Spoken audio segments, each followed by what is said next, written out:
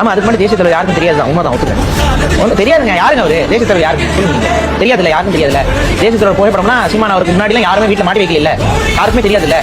தேசிய தலைவர் தெரியாதனால தானே சீமான் நபர் யாருமே தெரியாம இருக்கும்போது 19 தமிழ் தீக்குச்சி இறந்தெல்லாம் தேசிய தலைவர் தெரியாது. மக்களை சில காலமா அந்த பாரிங்கிற முட்டாப்பைய தமிழ் தேசத்துல பெரிய பிளவை ஏற்படுத்தி இருக்கா மக்களை. என்னன்னு தெரிஞ்சுக்கிறீங்களா?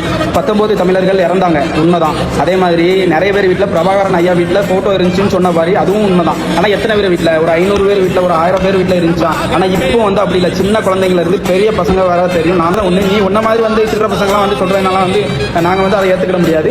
ஸோ நீலாம் சொல்ற அளவுக்கு நாம் தமிழர் கட்சி வந்துட்டுங்கிறது ஒரு சின்ன வருத்தம் தான். நன்றி. அதாவது நண்பா, சீமான் அவர்களாலதான் பிரபாகரன் என்பவர் நிறைய பேர் தேடி தெரிஞ்சுக்க ஆரம்பிச்சாங்க அப்படின்றத நானும் ஒத்துக்குவேன், ஓகேவா? ஆனா நீ ரியாக்ட் பண்ணிக்க வீடியோல என்னடா இருந்துச்சு தெரியுமா? மாதேஷ் என்பவர் என்ன தெரியுமா சொல்றாரு? பிரபாகரன் அவர்கள் எல்லாருக்கும் தெரிய வந்ததுக்கு காரணமே சீமானவர்கள் தான் அப்படின்றாரு. இதை கேட்டா நார்மலாவே உனக்கு கோவம் வருவியா? ஸோ அந்த இடத்துல பாவையவர்களும் அதை தான் ஐயா அதுக்காக ரியாக்ட் பண்ணிருப்பாப்புல, புரியுதா உனக்கு? ஸோ இந்த விஷயம் இருக்குல்ல, இன்னும் நிறைய பேர் இந்த கால ஜென்ரேஷன் பசங்களுக்கும் தெரிய வந்ததுக்கான சீமான் என்பதில் அவருக்கும் மாற்று கருத்து இல்லை, எங்களுக்கும் இல்லை. அங்க நடந்த விஷயம் வேற, அதை நீ எடுத்து ரியாக்ட் பண்றன்ற பேர்ல நீ என்னன்னா முட்டா பையன்ற சில்ற பையன்ற, ஏண்டா எல்லாம் இந்த சாட்டை உங்களுக்கு எடுத்து வச்சிருக்காண்டா.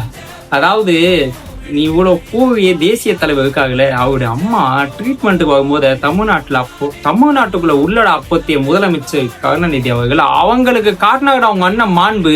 அந்த மாண்பை சக தமிழ் தேசியவாதி கிட்ட எப்படி காட்டணும்னு உங்களுக்கு சொல்லி கொடுக்கலையாடா?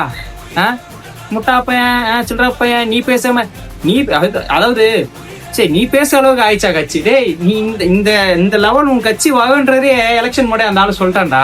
சோ அவர் சொன்ன மாதிரி பண்ணியிருந்தா அட்லீஸ்ட் ஒரு 5 சீட்டாவது வின் பண்ணிக்கலாம், அட்லீஸ்ட் டெபாசிட்டாவது வாங்கி வைக்கலாம். புரிஞ்சவங்க யாரு நல்லதுக்காக பேசுறான்றதை புரிஞ்சுட்டு பண்ணுங்க, ஓகேவா? அவர் கேவலமா பேசி அவர் தமிழ் தேசத்துக்குள்ள பிரிவு உண்டாகுறா. ஏன்டா அவர் ஒய்ஃப் எல்லாம் மாஃப் பண்ணி போட்டு எவ்வளவு கேவலமான வேலை பார்த்துட்டு இருக்கீங்க? ஏன்டா என்னடா நீங்களா இப்படி ஆயிட்டீங்க?